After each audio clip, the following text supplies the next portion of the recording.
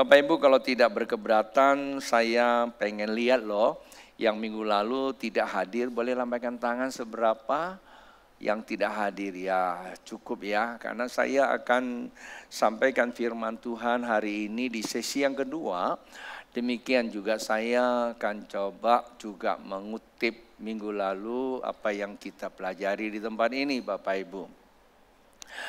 Mengapa seperti itu Bapak Ibu? Sebab karena kita harus terus menyatakan apa yang kita terima dari Tuhan. Itulah sebabnya iman itu menjadi kata kunci tahun 2024. Setiap kita adalah anak-anak Allah atau anak kerajaan, menjadi pewaris kerajaan Allah. Dan itu bukanlah sebuah slogan, tetapi itu suatu kebenaran yang kita lihat. Yang kata kita lihat artinya Tuhan membukakan itu kepada kita, lalu kita memasukinya. Nah untuk itu kita perlu terus diingatkan, terus menerus. Hanya orang yang sadar baru bisa ingat. Kalau orang yang tidak sadar pasti dia tidak mungkin bisa ingat. Nah bagaimana kita disadarkan melalui persekutuan, melalui puji-pujian yang sudah ada. Saya tidak terlalu panjang di sini supaya nanti minggu ke depan terus sepanjang 1 tahun saya sudah berpesan kepada para penatua, khususnya adalah penatua Gideon dan Yusa. Saya minta mereka coba ingatkan terus kepada semua pembicara di tempat ini, PKS dan leader, bahwa kita isunya adalah kerajaan Allah dan bagaimana kita mengalami dan menjawantarakan kembali melalui kehidupan kita. Artinya kita menyaksikan lewat kehidupan kita. Nah itu melalui arahan-arahan dari gereja kita bagi menjadi 3 pentahapan tentunya ya. Ada kalau kita tahu bahwa kerajaan Allah selalu berbicara ya, tahap pertama adalah ibadah, tahap kedua keluarga, tahap ketiga adalah pemberdayaan ya. Jadi kita semua akan diberdayakan bukan diperdayakan ya. Jadi diberdayakan sama diperdayakan itu beda. Diberdayakan itu dikembangkan sesuai dengan potensi yang ada. Nah saya kira itu 3 pentahapan. Tentu doa saya dan saran saya Bapak Ibu bisa mengikutinya. Ya, saya bersyukur doa Bapak Ibu. Saya sebagai hamba Tuhan tahun ini saya sudah menyelesaikan semester yang terakhir untuk survei perjanjian baru dan perjanjian lama. Dan banyak hal yang Tuhan bukakan buat kita supaya saya bisa memperlengkapi Bapak Ibu. Ya, lewat jawantaraan, lewat khotbah-khotbah kita. Nah hari ini di sesi yang kedua saya berdoa Tuhan izinkan saya untuk mengajak Bapak Ibu untuk melihat satu kisah yaitu tentang Zakius.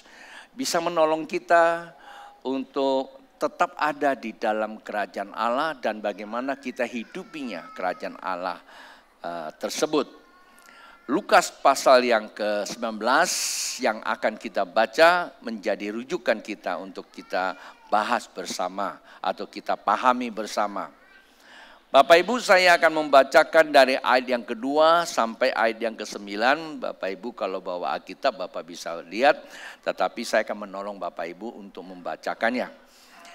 Lukas pasal 19 ayat yang kedua saya mulai. Di situ ada seorang bernama Zakius, kepala pemungut cukai dan dia seorang yang kaya. Ia berusaha untuk melihat orang apakah Yesus itu, tetapi ia tidak berhasil karena orang banyak sebab badannya pendek. Maka berlarilah ia mendahului orang banyak lalu memanjat pohon ara untuk melihat Yesus yang akan lewat di situ. Ketika Yesus sampai ke tempat itu, ia melihat ke atas dan berkata, Zakius segeralah turun sebab hari ini aku harus menumpang di rumahmu. Lalu Zakius segera turun dan menerima Yesus dengan sukacita. Tetapi semua orang yang melihat hal itu bersungut-sungut, katanya, ia menumpang di rumah orang berdosa.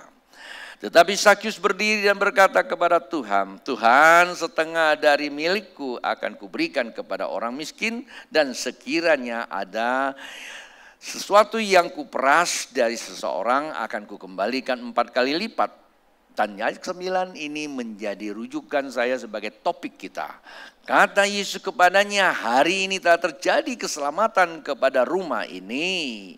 Karena orang ini pun anak Abraham. Bapak Ibu, seringkali kita mengutip ayat-ayat Alkitab yang berkata demikian. Jikalau satu rumah ada satu orang diselamatkan, maka seluruh rumah itu akan diselamatkan. Saya setuju. Kenapa?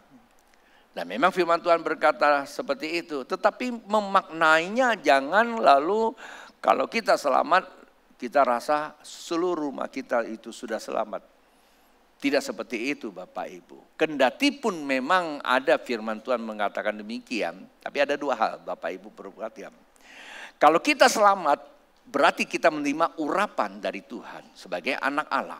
Dan ingat urapan dari Tuhan itu roh. Dan roh bekerja di dalam diri kita, itu akan menstimulasi seluruh kimiawi tubuh kita. Dan itu energi, kebenaran itu sifatnya energi. Dan energi itu akan mengkamir, ya kalau kamir Anda tahu, atau mempengaruhi atau mengkondisi ruangan di mana rumah Anda tinggal. Bapak Ibu, di tiap rumah kita pasti punya namanya air conditioning, ya AC. Kita tahu AC itu namanya air conditioning. Air itu udara, conditioning itu sebuah pengubahan. Kata conditioning, ya itu dipasang mengkondisikan udara di rumah itu sehingga ruang itu menjadi dingin seperti ruang ini. Kalau ini matikan, ruangan ini panas. Ya, tetapi karena AC itu dinyalakan, dia ada alat namanya kompresor, kemudian ada kondensor, udara yang ada di luar sini dihisap ke dalam, kemudian dikondisikan, dikembalikan lagi sehingga ruang ini menjadi dingin. Nah, sebetulnya begitulah perumpamaan tentang seorang yang diselamatkan. Seharusnya keselamatan yang bekerja dalam diri kita bisa mengkondisikan orang lain juga selamat. Tetapi bukan berarti serta-merta kita selamat, dia selamat. Enggak. Kalau kita sudah diselamatkan, maka di sekeliling kita itu seharusnya juga akan mengalami keselamatan seperti kita. Jikalau mereka belum selamat, pertanyaan cuma dua. Yang pertama, jangan-jangan kita belum bisa jadi pengkondisi. Kalau ruangan nggak dingin ini, Anda tidak perlu cari apa-apa. Yang pertama Anda cari dulu AC-nya apakah nyala atau tidak. Kan begitu. Tapi AC nyala kok nggak dingin juga. Nggak usah kamu tanya, jangan-jangan AC-nya nggak kuat, nggak cukup. Kan itu aja. Jangan salahkan ruangan. Demikian juga kalau di rumah kita, kalau ada orang belum diselamatkan, jangan kita cepat-cepat menghakimi orang itu. Kita pakai ayat lagi. Kalau Injil diberitakan belum juga bertobat maka diserahkan kepada iblis. Waduh, jalan itu. Ya, harusnya kita cek dulu jangan-jangan dalam diri kita juga belum bisa menjadi pengkondisi. Oh, sudah Kristen, sudah ke gereja, iya nggak masalah. Tetapi mari kita cek kembali lagi apakah power yang kita transferkan itu secukup itu. Sebab satu ketika murid Tuhan Yesus datang kepada Tuhan, Guru, mengapa kami tidak bisa usir setan? Padahal dia bersama dengan Yesus. Lalu Yesus mengusir setan. Dan dia mengatakan, mengapa kami tidak bisa mengusir setan? Kok Tuhan bisa? Jawaban Tuhan apa? Kamu kurang percaya. Kata kurang percaya itulah yang membuat kamu tidak memiliki power yang cukup untuk mengkondisikan setan itu keluar. Sebetulnya kata usir setan itu tidak selalu dipraktekkan tengking sana tengking sini. Nanti orang ketakutan. Datang zaman dulu kita masih karismatik awal-awal datang ke restoran. Begitu ada pasang ini pasang itu mulai kita bahasa roh gitu. Tengking sana tengking sini. Lama-lama kita jadi orang aneh. Sebetulnya kalau kita memiliki roh Allah yang memang bekerja dimanapun kita berada. Alkitab kata di mana ada roh Allah di situ ada kemerdekaan. Itu yang terpenting Bapak Ibu. Nah, menarik buat kita untuk sama-sama menyimak. Dan itu akan menjadi isu pembahasan kita hari ini. Dalam narasi yang saya tadi bacakan dari pasal 19 ayat 2 sampai ke 9 itu. Sakyus ini siapa sih sebetulnya? Karena Alkitab katakan bahwa hari ini terjadi keselamatan. Dan dia juga sudah termasuk apa? Orang ini pun anak Abraham. Dan kita tahu Pak Bu, Sakyus itu orang kaya loh. Ya. Dia pemungut cukai. Dan rata-rata orang percaya kalau pemungut cukai pasti kaya. Sebetulnya bukan kayanya, cukainya itu kali ya. Bukan pemungutnya, tapi cukainya. Kalau udah pungut dicukai lagi itu biasanya gitu. Alkitab katakan dia kaya. Dan yang kedua, dia berdosa. Orang berdosa Pak Bu, itu yang perlu Anda tahu. Sakyus orang kaya, tapi berdosa. Lalu mengalami perubahan hidup menjadi anak Abraham. Memang secara teologis kami menyelidiki siapa sih itu Sakyus. Sakyus bukan orang Israel. Sakyus bukan orang Yahudi. Bukan keturunan Abraham sebetulnya. Tetapi siapa Sakyus itu memang tidak terlalu jelas. Tetapi Sakyus pada masa itu bekerja di masa zaman Romawi. Minimal dia adalah orang asing yang ada di tengah kehidupan orang Yahudi pada saat itu. Dan menarik buat Anda dan saya, Sakyus orang yang kaya, berdosa, bukan orang Israel. Tapi bisa berubah hidupnya menjadi anak Abraham. Itu yang menarik bukan? Nah kalau itu kita akan lihat kembali. Ya. Saya selalu menggunakan dua pertanyaan. Mengapa Sakyus bisa menjadi anak Abraham? Di ayat yang ke-9 itu kita coba lihat kembali. Bahwa Sakyus anak Abraham. Dikatakan begini. Hari ini terjadi keselamatan kepada rumah ini. Yang ngomong Yesus. Bukan Pak Tony. Bukan pendeta. Pendeta cuma bacakan. Tolong jangan terlalu tajam perhatiin saya. Tajamlah perhatikan Yesus. Supaya kita mempunyai pengertian. Karena orang ini pun, nah ini bahasa Indonesia bagus. Saya sini banyak orang-orang ahli bahasa. Kalau kata pun berarti Anda sudah tahu. Memang saya tahu pun itu adalah alat untuk makan. Kalau nggak ada pun Anda pasti makan Pancasila. Ya, pakai tangan maksud saya.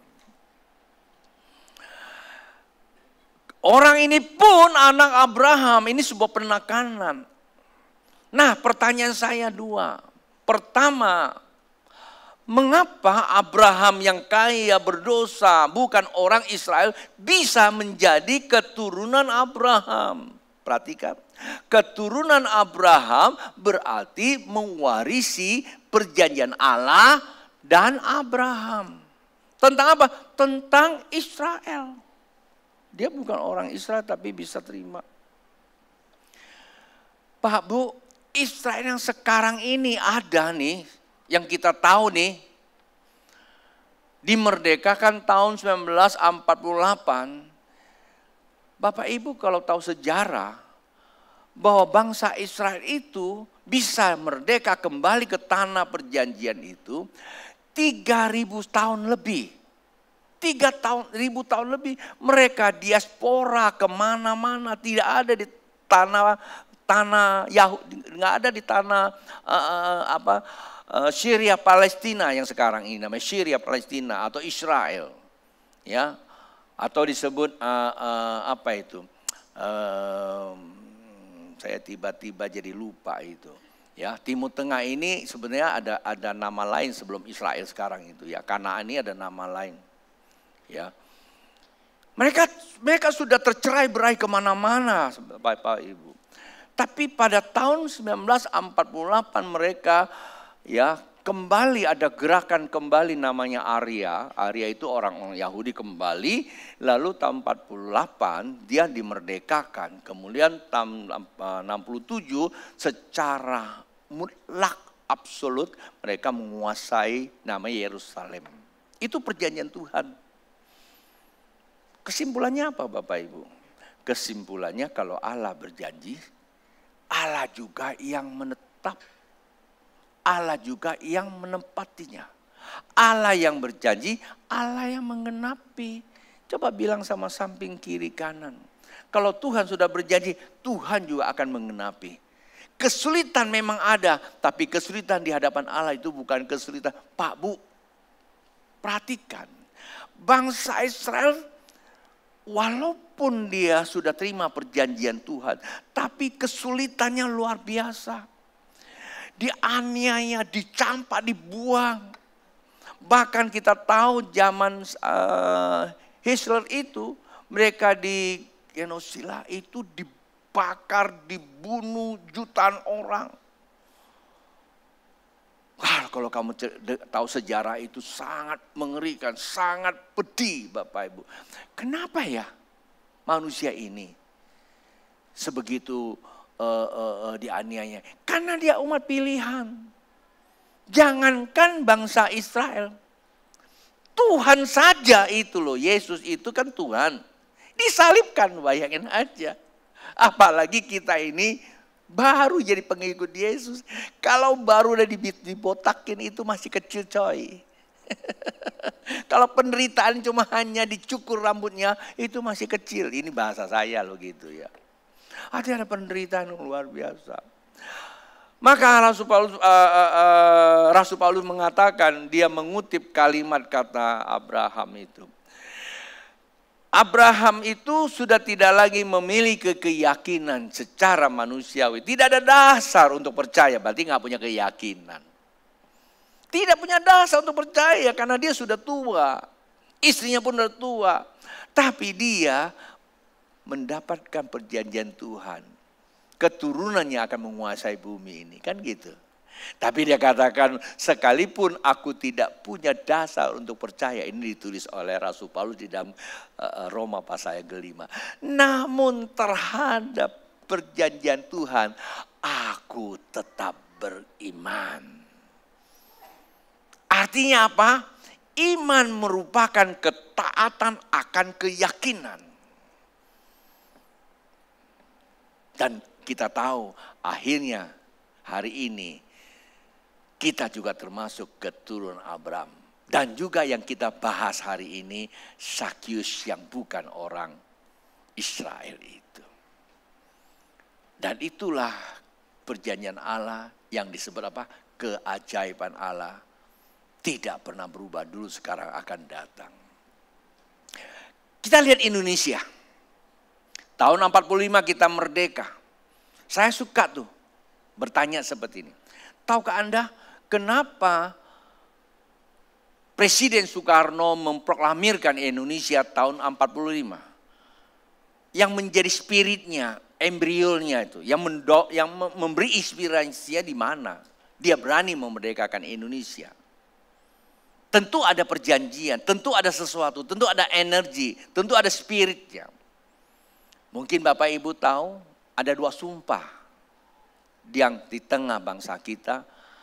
Sumpah yang pertama seringkali kita rayakan, namanya Sumpah Pemuda. Dari Sumpah Pemuda itulah, dan itu menjadi embrionya untuk menyatakan Indonesia itu masih ada dan dimerdekakan tahun 45 oleh seorang anak bangsa namanya Soekarno dan Hatta. Itu yang selalu kita rayakan setiap 17 Agustus. Tetapi kita tahu juga dong bahwa tahun 28 ada Sumpah Pemuda. Dari mana spiritnya? Ada Sumpah Palapa. Gajah Mada berkata, tidak akan tutup mataku kalau Nusantara belum satu. Kayaknya sampai hari ini belum satu. Kendati pun presiden yang ketujuh ini sudah mendeklarasikan ada kota Nusantara, yaitu IKN. Kita perlu memberkatinya supaya Nusantara menjadi mercusuar dunia. Pak Bu, dia akan jadi mercusuar dunia dan tidaknya dia butuh api. Siapa apinya? Tepuk kiri kanan kamu apinya. Teriak. Kepintaran kita tidak akan bisa buat kita menjadi mercusuar dunia. Tapi keberadaan kita itu yang terpenting Bapak Ibu. Nah, dari situlah Bapak Ibu saya memperlihatkan kepada kita bahwa sebetulnya ya katakan kerajaan Allah. Sakyus menjadi umat Israel. Sakyus menjadi turun Abraham. Pertanyaan saya, mengapa ia bisa mengalami seperti itu? Mengapa ia bisa menjadi anak Abraham? Itu mesti dijawab Bapak Ibu. Coba dipikirkan, mengapa? Halo, mengapa? Coba ayat itu ada tuh. Ya. Hari ini telah terjadi keselamatan kepada rumah ini karena orang ini pun anak Abraham. Sebetulnya Bapak Ibu jawabannya cuma satu, sederhana. Karena dia berjumpa dengan yang ngomong. Karena yang ngomong bukan saya cuma bacain. Dia berjumpa sama siapa? Bilang sama-sama. Dia berjumpa sama Yesus sayang. Jangan lama-lama mikirinnya. Kalau begitu saya bisa menjadi anak Abraham, ya harus berjumpa dengan siapa? Yesus. Kadang-kala kita suka berjumpa sama manusia, belum tentu bisa berjumpa dengan Yesus. Ya Pak ya? Jadi karena dia berjumpa dengan Yesus, dari situlah ada perjanjian. Tadi saya katakan, kalau bangsa Israel, Yahudi memang secara lahir dia sudah dipilih menjadi umat pilihan. Dan dia terus dikejar oleh keadaan supaya umat pilihan itu dihancur leburkan supaya gambar Allah tidak kelihatan. Itu betul. Kemudian Yesus lahir sebagai apa? Keturunan Abraham. Oleh Yesus supaya perjanjian Allah bukan hanya sekedar pada kelahiran secara biologis, tetapi secara spiritual. Nah, maka dikatakan barang siapa yang percaya kepada Yesus, maka kepada dia juga adalah keturunan Abraham. Minggu lalu kita sudah bahas. Percaya saja. Percaya saja. Percaya saja kamu sudah menjadi anak Allah. Nah, alasan itulah yang membuat Sakyus berjumpa dengan Yesus, maka berubah statusnya menjadi anak Abraham. Dengan demikian dia juga mewarisi perjanjian Allah. Nah, perjanjian Allah adalah tanah perjanjian. Ini sebuah gambaran. Anda dan saya menjadi pewaris kerajaan Allah bukan Palestina, nanti kita ikut-ikutan lagi demo. Bukan itu Pak Bu. Kita mewarisi perjanjian Allah adalah kerajaan Allah. Kerajaan Allah itu berbicara apa? Secara global kemarin saya sudah ceritakan. Kerajaan Allah ada dua. Ada global dan ada komunal. Global saya memberikan ilustrasi. Kalau hari ini Bapak Ibu saya suruh semua bawa payung. Artinya ada apa? Hah? Ada matahari. Matahari diskon. Ada hujan. Betul nggak? Saya kasih tahu. Lah kalau Tuhan kasih lihat kita tentang kerajaan Allah, berarti ada masalah. Maka kenapa kita mesti harus tinggal dalam kerajaan Allah? Di dalam kerajaan Allah ada 3 hal yang sangat penting. Masih ingat nggak? Yang pertama ada kekuatan terhadap goncangan. Yang kedua, ada keamanan terhadap segala bentuk serangan. Kita ambil contoh Indonesia. Saya baru tahu negara Indonesia menganggarkan anggarannya besar sekali untuk Departemen Pertahanan. Kemarin debat saya lihat, saya dengar. Betul nggak? Mempertahankan bangsa ini, pertahanan dan keamanan.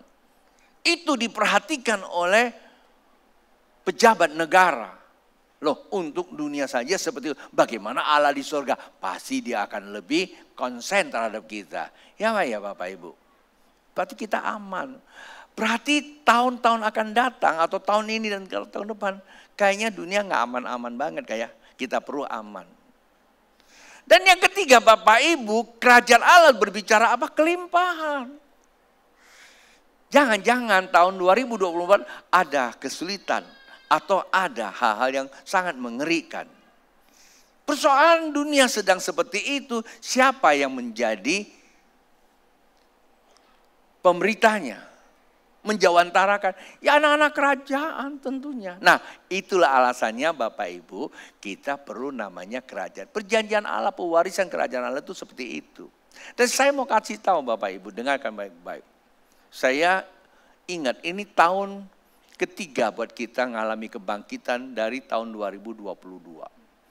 Dan saya mau kasih tahu sama Bapak Ibu, tahun ketiga ini gerakan Tuhan ada di gereja ini melebihi tahun 2002. Tahun 2002 kita mengalami kebangkitan. Setelah 2003 kita mengalami sedikit stagnan karena itu masa proses. Tahun 2004 disitulah kita mengalami terobosan. 2005 saya hentikan itu karena saya tidak mau. Karena Tuhan bilang kalau kamu tidak berhenti akan kuturunkan. Karena waktu itu tiba-tiba kita mengalami sebuah terobosan. Ada satu yang melekat kepada jiwa manusia yaitu kesombongan. Akhirnya kadang-kadang kita semua jadi orang yang, wah kami bagus, kami gini, kami. Tuhan bilang, turunkan. Selama 12 tahun. Sampai tahun 2012 baru kita mengalami sebuah pemulihan sampai tahun 2022. Karena setelah COVID kita mengalami kebangkitan yang kedua gereja ini. 2022 Bapak Ibu sesuatu yang tidak pernah terjadi ada di gereja kita sebagai keimamatan kota ini dan untuk menjadi penopang IKN. Suka tidak suka dan itu terjadi. Dan hari-hari ini saya merasakan Tuhan memberikan begitu banyak pengertian, menguatkan pengurapan dalam diri saya untuk saya jawantarakan supaya saya transferkan kepada jemaat Tuhan. Memang ada kesulitan. Israel saja yang menjadi jawantara kebenaran, dia akan terus dianiaya. Apalagi kita ini kalau membawa energi kebenaran yang begitu, pasti kita akan menghadapi apa? Tantangan-tantangan. Kasih tahu samping kiri kananmu, jangan takut. Jangan takut. Jangan takut. Allah besertaku. Amen. Dan jawabannya cuma satu, berjumpa dengan Yesus kan? Nah pertanyaan kedua, bagaimana berjumpa dengan Yesus itu yang sangat penting bukan? Mau tahu? Mau tahu, sekedar tahu atau sungguh-sungguh mau tahu? Kalau tidak mau tahu berarti sudah cukup, saya doa tutup, kita boleh pulang makan. Siapa yang mau tahu? Tolong tangannya diangkat, yang mau tahu? Enggak semua. Kalau yang nggak mau tahu sudah tahu nggak apa-apa, Anda boleh pulang, saya sudah berkati. Tapi yang mau tahu tetap duduk di situ, saya akan sampaikan berita sukacita buat kita semua. Haleluya. Karena saya sedang mencari orang yang memang betul mau berdamai dengan Tuhan dan menyatakan Allah di dalam kehidupan ini. Saya tidak sedang mencari orang yang sekedar cuma datang duduk dengar, susah aja. Bukan berarti saya usir, enggak. Saya akan tetap doakan orang seperti itu. Tetapi saya tahu bahwa Allah tidak sekadar memanggil kita memenuhi bangku gereja.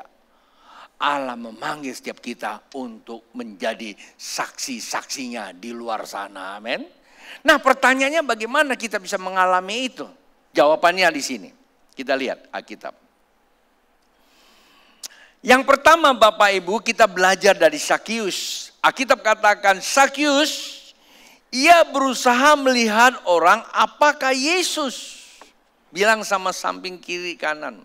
Melihat Yesus dan panggilannya. Kasih tahu. Yang pertama supaya kita bisa mengalami perjumpaan. Lihat Yesus dan panggilannya. Kalau saya boleh menggunakan bahasa yang agak lebih simple. Melihat Yesus dalam panggilannya. Pasti Bapak Ibu teks seperti itu menjadi topik apa ya? Melihat Yesus dalam panggilan. Nah saya perjelaskan Pak Bu. Melihat Yesus dalam panggilannya setiap kita ini dipanggil Tuhan. Setuju dengan saya enggak? Setuju. Bilang sama samping, kamu dipanggil Tuhan. Contoh yang paling sederhana kita dipanggil sebagai manusia kan? Kita dipanggil sebagai manusia serupa dengan dia kan? Betul enggak? Siapa yang yakin dia dipanggil Tuhan sebagai manusia? Semua yakin. Karena kita ada di sini karena manusia. Itu pertama dulu. Dipanggil sebagai manusia. Dan sebagai manusia serupa dengan Allah, Bapak Ibu. Itulah panggilannya. Kalau Anda mau lihat Yesus, lihat panggilannya dalam diri serupa dengan Allah enggak? Jikalau diri kita belum serupa dengan Allah, berarti kita tidak melihat Yesus. Di dalam dunia ini cuma ada dua, Tuhan dan hantu. Kalau dalam diri kita mencerminkan Tuhan, pasti kita lihat siapa? Yesus. Kalau dalam diri kita tidak melihat Tuhan, berarti kita lihat siapa? Hantu. Kalian yang ngomong kan, saya ngomong kan? Sederhana enggak? Lihat Yesus dalam panggilanmu. Itu jadi manusia dulu. Yang kedua, sebagai pria. Kalau aku pria, Tuhan panggil saya sebagai pria, saya lihat saya pria atau wanita. Kalau saya pria sejati, ya dong, menjadi pria benar, berarti saya bisa lihat Yesus yang benar. Tapi kalau saya pria, saya lihat saya malah bukan pria. Bentar namanya Tony, sebentar ganti namanya Tona, kan bingung. Kasih tahu sama sampingnya, panggilan Tuhan tepat. Jadilah pria atau jadi wanita. Maka kita lihat di situ. Saya ambil contoh yang kedua lagi. Kalau kamu dipanggil sebagai suami atau istri, lihat kamu suami atau istri. Statusnya kalau suami jadi penanggung jawab keluarga. Jikalau kamu lihat di situ, kau lihat Yesus dalam hidupmu. Tapi kalau kamu dipanggil sebagai suami pria, lalu kerjanya cuma aja bukan membawa damai, tapi membawa malapetaka. Nah itu dia, kamu tidak lihat Yesus, kamu lihat bencana. Sebagai istri, kamu dipanggil Tuhan sebagai istri menjadi apa? Penolong suami di rumah tanggamu. Ya kan? Menjadi apa? Menjadi kelengkapan rumah tangga kamu. Kalau di rumah kamu tidak bisa menjadi istri, tapi di rumah tangga kamu cuma hanya jadi penanduk, bikin bencana, Anda tidak akan pernah lihat Yesus di dalam diri kamu. Anda cuma lihat apa? Bencana juga. Kalau kamu dipanggil sebagai anak, punya ayah, berarti kita punya keluarga, toh, betul enggak? Kita kumpul dengan keluarga kita. Kalau kita jadi anak, dipanggil sebagai anak, tapi kita tidak mau di keluarga kita, kita kemana saja kita sesuka kita, tidak tunduk kepada bapak dan emaknya. Dan di situ kamu tidak pernah lihat Yesus. Sebab Yesus tidak pernah berubah dulu, sekarang, dan akan datang. Jadi Bapak Ibu tidak perlu cari Yesus kemana-mana. Salah. Karena Yesus itu secepat dan sedekat dengan saat waktu engkau menyadari bahwa Yesus mengasihi dan mati untuk kamu sesuai dengan panggilannya. Apalagi kalau kamu ingin lihat Yesus, Yesus panggil kamu sebagai apa? Kalau saya sebagai pengkhotbah, saya berkhotbah, saya lihat Yesus. Betulkah saya khotbahkan firman Tuhan sesuai dengan tuntunan roh? Atau memang saya cari firman Tuhan untuk menghakimi orang? Atau saya ambil firman Tuhan hanya untuk kepentingan saya sendiri? Kalau saya cari firman Tuhan hanya untuk kepentingan saya, mencukupkan saya, sesungguhnya saya bukan hamba Yesus. Saya nggak pernah lihat Yesus. Saya menghasilkan jemaatnya juga, bukanlah murid Kristus, murid saya. Demikian juga Bapak Ibu, pengusaha kan. Apa sih aktivitas Anda? Apa sih kegiatanmu? Setiap kegiatanmu Pak Bu, itu Tuhan yang panggil. Itu mesti dulu letakkan, aku lihat Yesus di dalam usaha saya. Usahanya apa? Apa sajalah. Lihat Yesus dalam panggilanmu. Kalau usaha sesuai dengan hukum firman Allah. Kebenaran, damai sejahtera, sukacita, kuasa dan kelimpahan. Benar enggak? Kalau usahanya terlalu banyak intrik-intriknya, Saya nggak ngerti apakah itu Yesus yang panggil kamu bikin macam-macam. Saya nggak ngerti itu. Artinya ada sesuatu yang tidak beres di situ, Pak Bu. Maka tidak heran kita nggak pernah lihat Yesus di tengah-tengah itu kan. Kebenaran cuma hanya ada di gereja. Paham? Nah, di situ letaknya. Lihat Yesus dan panggilannya. Sonman, lihat Yesus dan panggilannya, benar enggak? Zaman dulu kami dilatih oleh guru kami. Bahwa itu kantong kolektan. Tahu ya, pertama kali tahun 91 kalau tidak saya tuh masih petugas kolektan. Baju putih, dasi merah, sama tek ya bawa pulang doain, tumpangin tangan. Sambil gosok itu baju, Tuhan terima kasih. Kami lihat Yesus di baju itu. Kami lihat Yesus ini itu kantong kolektan itu. Ada di kaca kami lihat Yesus lagi tersenyum. Melayani dengan kasih Tuhan itu. Kami dilatih itu.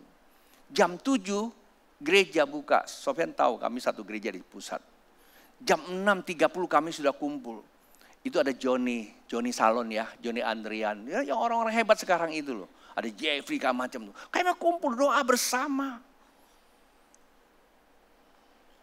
Pada saat waktu kami melayani, saya masih ingat kata Jeffrey sama si Johnny. Kita sedang lihat Yesus duduk di sini. Wow. Yesus ada di dalamku melayani kamu. Yesus di dalammu melayani aku. Siapakah kita karena kita murid Kristus. Itu lihat Yesus Pak Bu. Tapi sekarang kita cari Yesus kemana? Orang yang kita suka. Orang yang suka belum tentu kita bisa lihat Yesus di sana. Itu terlalu preferensi. Suka belum tentu benar. Benar pasti menyukakan. Amin. Itu yang pertama. Bilang sama sampingnya, ini aku baru mengerti. Lihat kiri kanan nanti lihat Yesus di dalamnya. Oke, tapi kalau belum gimana? Ya berubahlah, ya kan? Umpamanya suka marah-marah, apa Yesus suka marah-marah? Ya ambil ayat lagi, iya Yesus suka marah-marah, meja aja dibalikin katanya.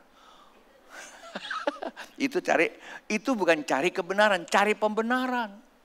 Orang yang cari pembenaran sesungguhnya sedang penyesatan. Kemana-mana cari pembenaran. Orang yang cari pembenaran sesungguhnya dalam dirinya itu adalah hal yang tak beres. Cari kebenaran. Kalau kita salah, segera kita perbaiki. Yang kedua Bapak Ibu, keluar dari bagian kelemahannya. Kita tahu Bapak Ibu, bahwa setiap orang punya kelemahan. Saya khotbah, ada lemahnya ada. Saya pulang, saya buka tag lagi, saya dengerin. Ketika ada kemarin saya cari 3 kali khotbah, 4 kali khotbah, kayaknya saya ada salah ngomong. Saya ngutip seorang tokoh nasional, namanya saya sebutkan. Saya pulang saya kaget. Kendati pun saya tidak jelekin dia, karena statusnya aja saya ngomong. Saya cari ada nggak? Nggak ada. Bukan di khotbah yang kedua, ketiga. Rupanya khotbah di bawah nggak direkam. Puji Tuhan saya bilang. Kalau ada rekam saya hapus saja. Itu juga kekeliruan kalau dia komplain. Walaupun saya tidak jelekin dia. Ya umpamanya si Happy. Ya kan. Tahu gak si Happy siapa? Happy itu ya keturunan orang Jawa. Ya memang kan mamanya orang Jawa.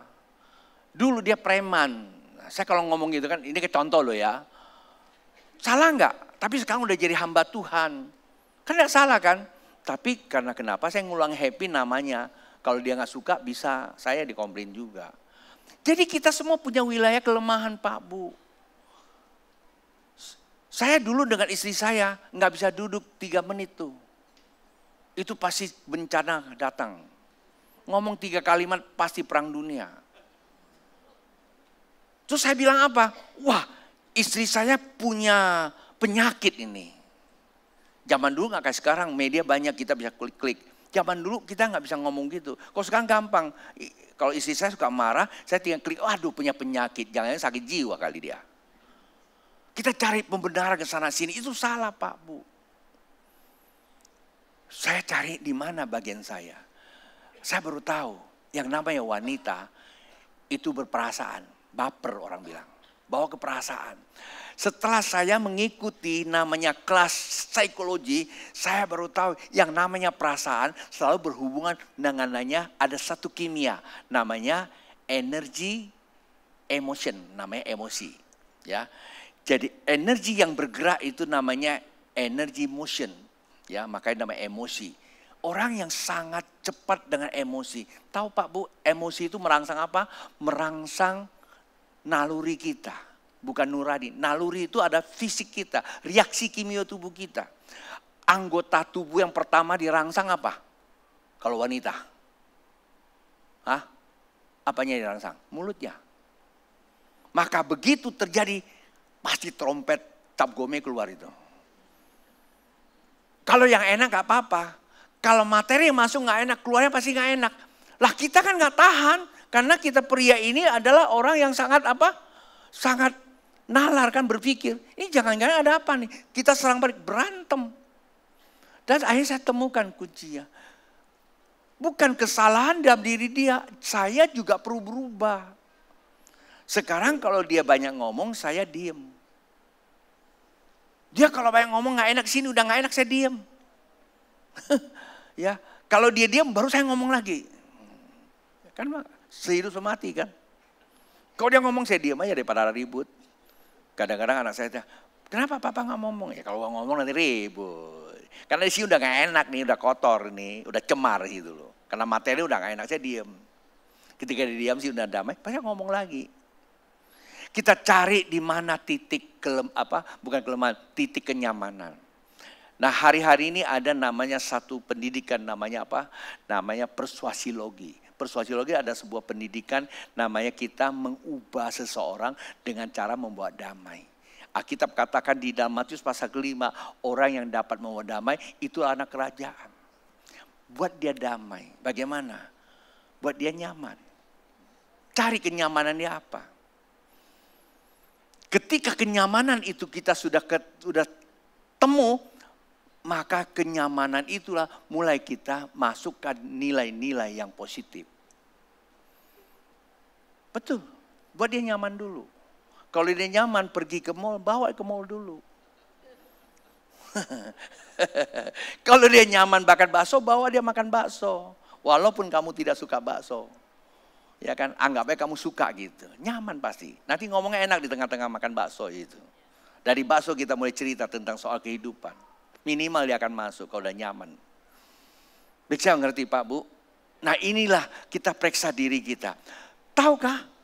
Sakyus tahu bahwa dia pendek, gak mungkin dia bisa lihat Yesus. Tapi kalau kita pendek gak mau lihat Yesus lalu kita, Pak Bu tolong. Saya ini punya anak kecil. Anak saya kalau bangun berak saya mesti bersihin.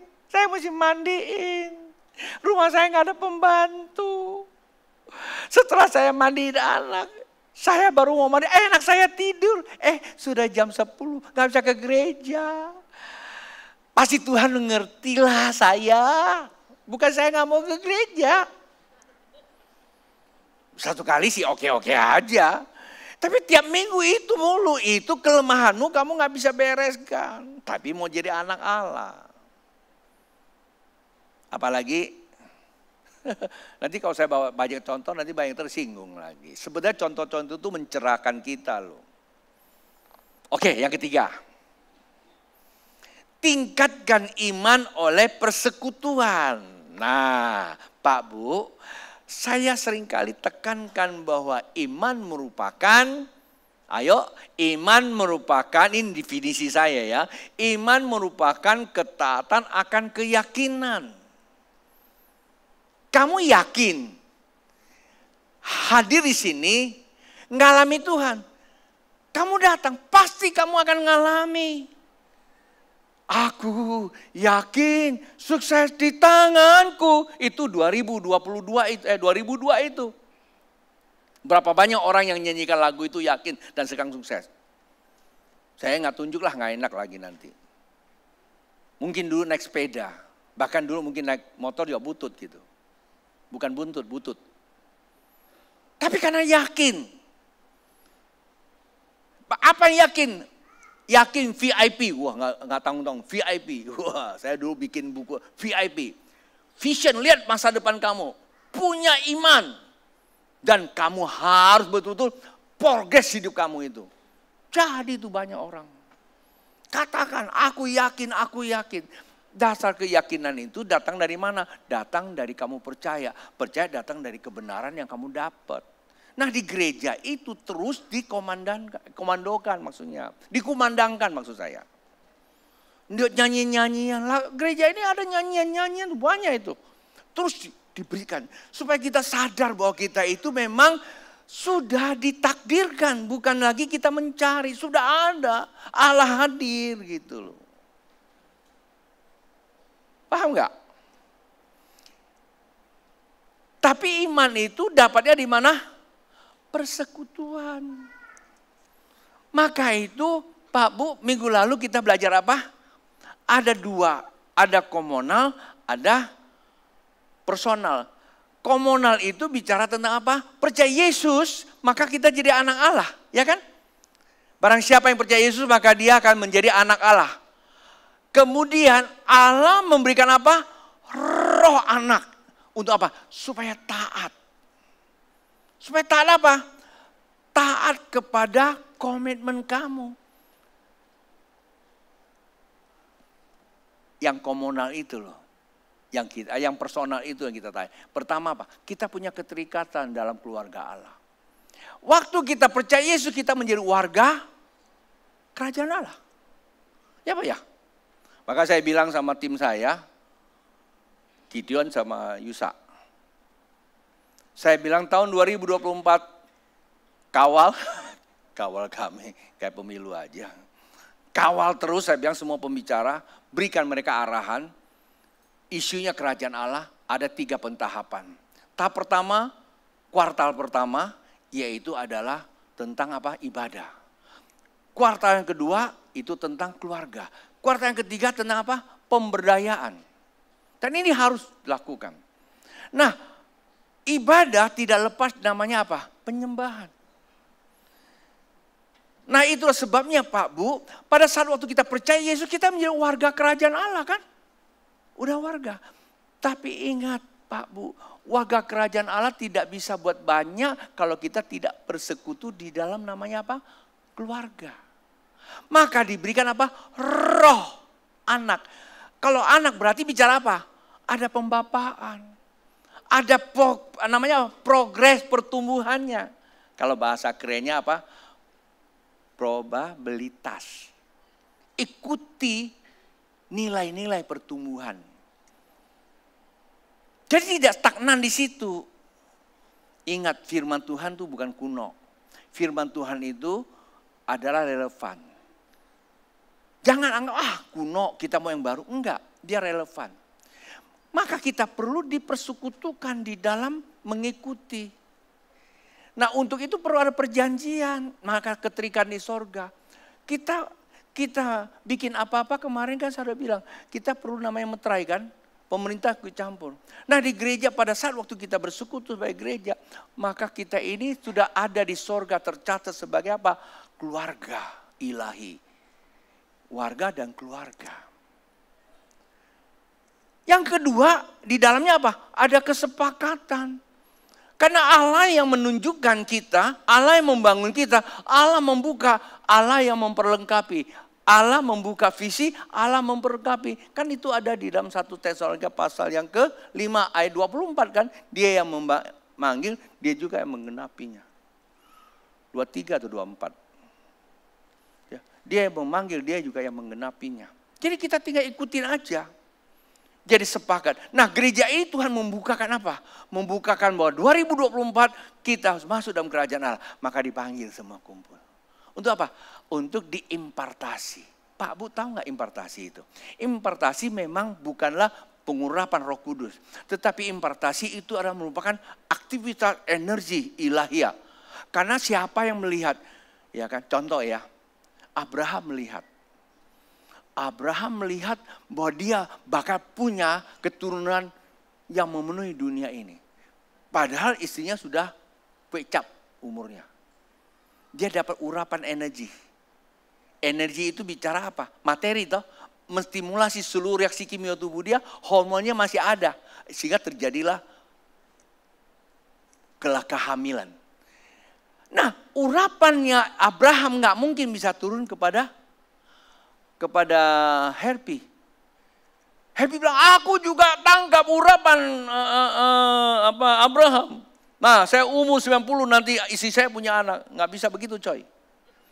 Ya, dia punya urapan sendiri itu nanti. Tapi kalau saya lihat Tuhan kasih urapan supaya semua nanti umur 80 juga masih punya anak. Nah, siapa yang mau? Siapa yang mau? Saya bisa impartasikan energi itu. Supaya roh di dalam diri kamu bisa bekerja sesuai dengan energi itu. Nah, itu loh maksud saya. Jadi perlu ya, perlu hadir bersama. Maka pertama komitmen, kedua sepakat, ketiga hadir. Jangan terlalu memudahkan, itu tumpahkan tangan, minyak sedikit lagi. Bukan sedikit, hati kita yang menentukannya. Itulah sebabnya Tuhan kasih rohnya untuk apa? Rohnya supaya kita taat melakukan apa yang yakinkan. Yang taat melakukan apa yang kita yakinkan. Yakin belum tentu ada barangnya. Untuk itulah perlu kita profetik, katakan. Kata profetik itu terus katakan, saya sudah diurapi Tuhan, saya pasti bisa. Saya katakan dulu, kalau ngomong aja nggak berani bagaimana mendapatkannya. Saya menjadi suami yang baik, saya menjadi pengkhotbah yang bisa memperlengkapi. Saya menjadi pengerja yang luar biasa. Kita mulai menstimulasi diri kita. Itu kata-kata profetik. Dua tindakan profetik, tahu Bapak Ibu. Tuh Pak Damin tuh. Ambil contoh. Mungkin Anda akan bilang, Pak Damin kan sudah usianya lanjut. Ya, mungkin agak sulit. Udah di rumah aja, online aja. Kita bisa ngomong gitu. Tapi dia punya tindakan profetik. Pagi-pagi dia mesti datang ke gereja. Bahkan dia masih mau ikut doa. Itu namanya tindakan profetik. Bahkan dia berani berikan persembahan dia. Kadang-kadang kita kasihan juga. Profetik.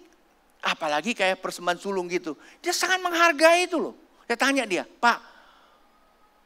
Dia bilang, saya lakukan yang profetik.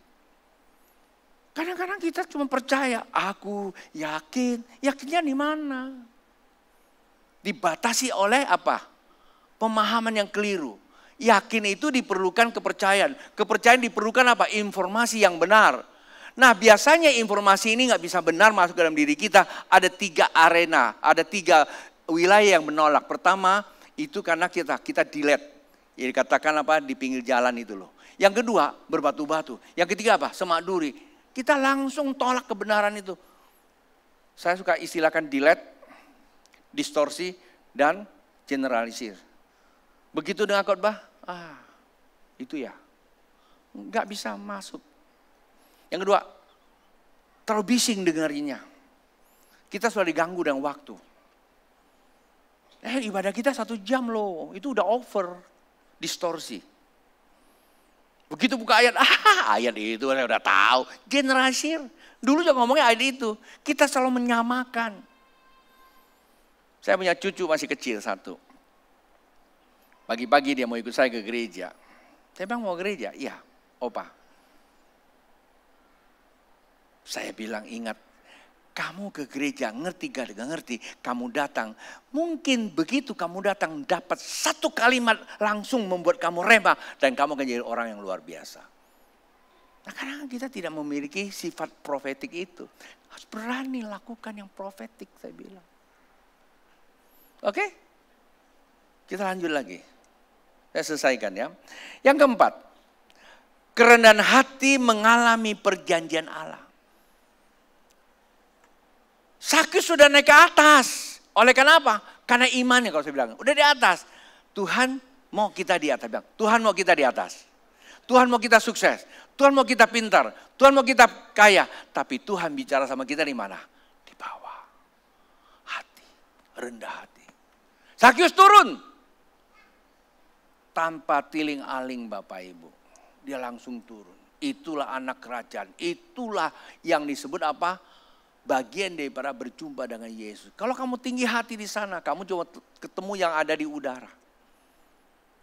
Tahu? Kalau kamu tinggi hati ketemu yang di cakrawala. Cakrawala tahu apa? Kalau Anda baca kitab Kejadian pasal 2, cakrawala itu enggak ada pujian Tuhan. Semua baik-baik. Begitu ciptakan hari yang kedua, cakrawala enggak, Tuhan bilang baik. Kenapa? Disitulah iblis dibuang. Orang yang tinggi hati ketemu sana, selesai itu barang.